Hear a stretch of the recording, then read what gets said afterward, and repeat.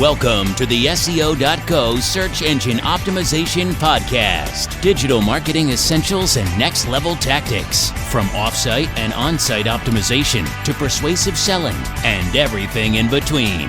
You'll learn actionable tips on what it takes to outright and outrank your competition. Now, here's your host, Timothy Carter.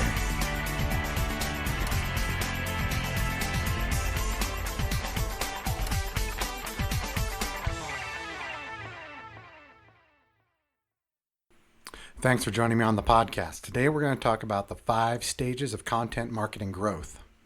You know, the true power of a content marketing campaign only makes itself clear, with a suitable investment of time. Initially, you won't see much in the way of results. Your readership may be small, your authority will be negligible, and your content archives will be scarce at best. However, each new piece of content you create will serve as a semi-permanent landmark, and each new reader you attract will feasibly stick around for the long haul. These features make content marketing a strategy with the potential for exponential growth, provided you're able to grow your efforts proportionately. Most people get content marketing conceptually and may even be able to piece a basic strategy together, but people really get thrown off when they try to devise a strategy for long-term growth. It can be a confusing process, often manifesting in fits and starts and self-sabotage, but you need to be able to predictably control it if you want to eventually reap the benefits. So, to help you better understand this growth process, I've split the typical content marketing, timeline into 5 key stages of growth here. So, the first one would be incubation, and during this stage, you'd be laying the groundwork for your campaign. When it starts, most of that work will be conceptual, manifesting as plans, strategies, outline processes for success. From there, you'll be creating the building blocks for your vision, such as designing your blog, filling out your social media profiles, establishing your author profiles, and obviously filling up your website with a suitable archive of quality content. You'll need these materials to work with as you start building your strategy. So you'll be moving forward, but don't expect a huge influx of readers and fans from the start. Your second stage would be anchoring. That next phase of growth is all about establishing a certain anchor points for your campaign.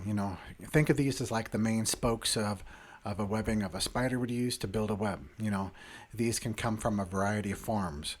For example, you might build up, an initial following of a few hundred people by tapping into your close contacts, and you might create one or two evergreen quality pieces like ebooks or a comprehensive guide.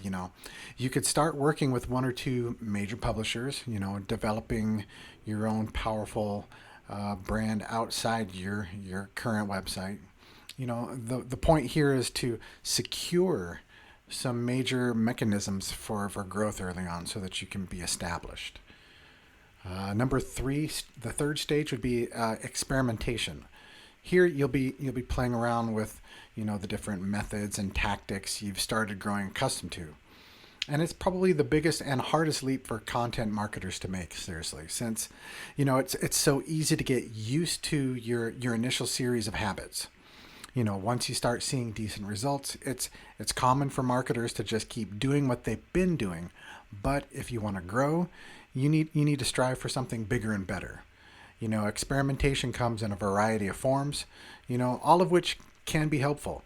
For example, you might try to appeal to a new audience, tinker around with a new medium or channel, or even get yourself featured in a new line of publications. Think outside of the box here. As further outside of your comfort zone you go, the more you'll stand to learn about what's possible in content marketing, and of course, measure everything to a rigorous degree. The fourth stage would be stabilization. Obviously experimentation, as we talked about, it's inherently volatile. You'll get some major wins, some major losses, some results you aren't quite sure what to do with.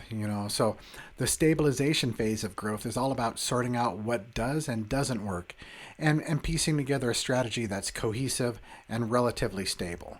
It's not going to come quickly or easily, as experimentation offers much more flexibility, but what you want is a stable, secure line of revenue. So a stable, secure means of content production and promotion is what you need to complement it. So cut off your experimentation for the time being in this phase. You can always come back to it later, and then retain and refine any bits and pieces of the strategies you found to be especially helpful and you saw results from tangible ROI. And then you can mold these into, a new portion of your strategy, and you can start keeping that section consistent. So as more readers grow and get used to this approach, you'll learn that you can earn more loyalty and a more predictable return by having something consistent and stable. And then obviously the fifth stage, and certainly not the least, just the ones I thought about, is scaling. So after stabilizing your online marketing campaign, that final growth or that final phase of growth is scale. Taking what you have and making it bigger in some way. So in concept, this is a simple matter of quantitative growth. If you produce 5 posts a week, shoot for 7. If you have a network of 8 publishers you work with, shoot for 12. You'll want to step up your post, your syndication channels, your following, your publishers, all iteratively, and all with the strategies already proven to be successful for you. Now, this does demand significant investment, both time and money, but the results and the ROI are worth it over time.